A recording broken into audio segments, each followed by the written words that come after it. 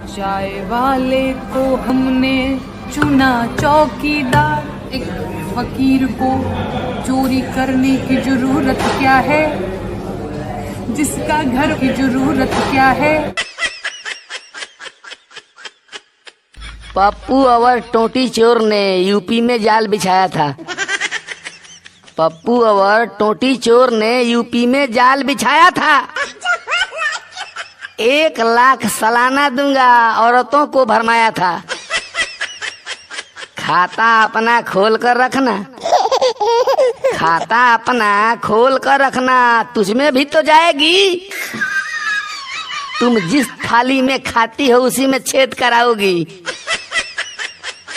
सामान सैया का और नाम भैया का। बाहर सनीचारी। जुमलेबाज चोर है बात लोग न जानते थे कि जुमलेबाज चोर है बात लोग न जानते थे। चौकीदार फेंकू है आप भी तो मानते थे कि काम किया पपुआ बाप बन गया लफुआ। बाहर सुरकू ने खा के औलाद। वाह, माँ तुम्हारी एकलौती है इसका प्रमाण दिखाओगे कि माँ तुम्हारी एकलौती है इसका प्रमाण दिखाओगे। चोरी हत्या लूट मार बलात्कार को कहाँ छिपाओगे कि चोरी हत्या लूट मार बलात्कार को कहाँ छिपाओगे।